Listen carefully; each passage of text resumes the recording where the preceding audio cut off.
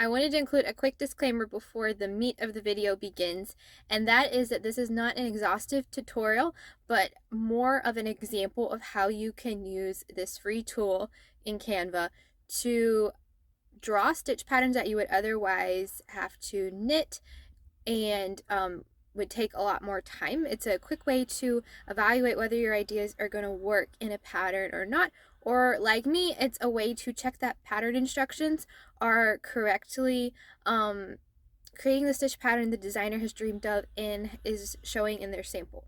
So I just want to disclaim that there's a lot more details to drawing in Canva the stitch patterns that I did not go into, and I would not recommend following this as a step-by-step tutorial, but just as a example of the tool and thoughts to consider when you're using Canva to draw these stitch patterns. So let's begin.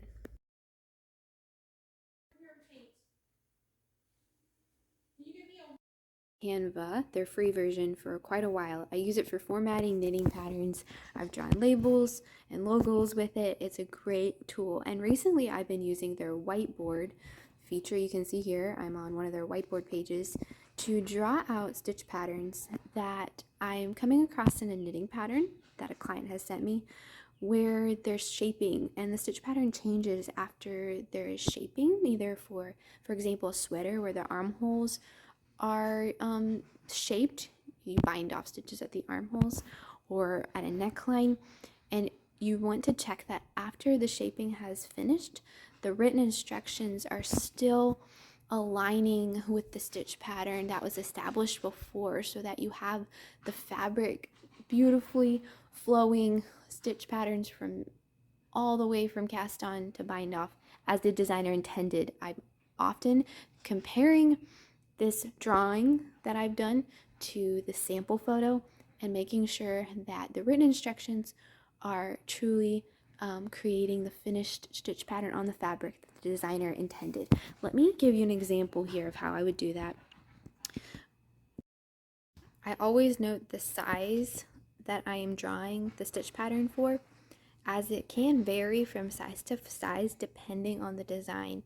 To make a more inclusive, consistent fit across the sizes overall, sometimes the designer will have different stitch pattern instructions for various sizes. So always when you're going to do a drawing, note what size you're drawing out for at this time.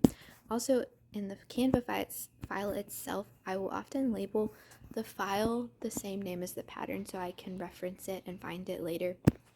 I always put right side or wrong side on the page too before I start drawing. This reminds me that I need to flip any opposite written instructions to the other side if I'm drawing them out. For example, if I am drawing out a wrong side row instructions, but on my page here I am drawing the stitch patterns from a right side view, I need to make sure that I draw those stitches correctly. So always note whether you're drawing from a right side or for a wrong side, and be consistent in your drawings. I am going to be showing you the stitch pattern shaping on the back, so I note the back here. All right, this is a double moss stitch pattern, so knit 2, purl 2 is the repeat. You can see here I'm using vertical green lines for the knit stitches and horizontal purple lines for the purls. You can use whatever shape or color works best for you. Explore Canva's whiteboard tools. They're so much fun to look through. You can use lots of anything that works best for you, but you do want them to visually represent the stitches. This is how the stitch pattern is established at cast on, or I guess I should clarify. This is after ribbing. Oops. I usually do this on a computer, not a phone, but I think it'll be easier for you to see before armholes. That's a little bit better stitch description of what we've done here, because there will be some 1x1 ribbing or maybe another type of ribbing for the hem of the sweater. All right, for this pattern, we will be binding off five stitches at each armhole edge. So you can see here, I have a very long line of stitches representing this established stitch pattern for the back before armholes are bound off.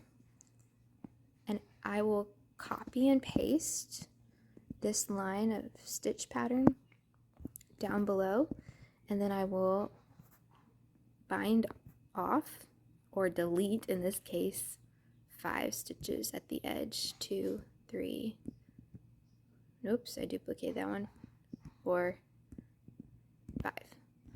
And you can see I've already done that down here. You can see how the stitch pattern will look after the armholes have been bound off, and we can check that the stitch pattern is going to continue as the designer intends in the written instructions. So we'll make sure that the pattern either is written to work double moss stitch as established, or it begins with knit 1, purl 2, and then the repeat of knit 2, purl 2 to the last 3 stitches. You have to remember it will be on both ends after the armhole shaping, and that would be then purl 2, knit 1 at the end. To more quickly draw out stitch patterns in Canva on their whiteboard, you can draw the stitch pattern repeat once, and then this is the mobile version. It will be a little different if you're on a desktop, but you just want to select all of the drawings in your repeat. Here I've got a 2x2 ribbing repeat, so I got knit 2 here, and then purl 2. In the mobile, to select all, I'm going to click 1, I'm going to click layers here, and I'm going to click select, and I'm going to go ahead and click all of the stitches in my repeat, and then I am going to click this little 3-dot menu here, and I'm going to click duplicate. Obviously I normally work on a desktop. This is much quicker, but you can do it in mobile. And then just line them up and repeat that for as many stitches as you need. Quick note, remember what row or round of your stitch pattern repeat you are ending on before a certain shaping, like binding off the armholes, occurs. For example, double moss stitch is a 4-row or round repeat, and in this specific case, you see in the drawing that I have drawn out knit 2, purl 2, which is often the first round or row of a repeat of double moss stitch, although depending on the design it can be flipped.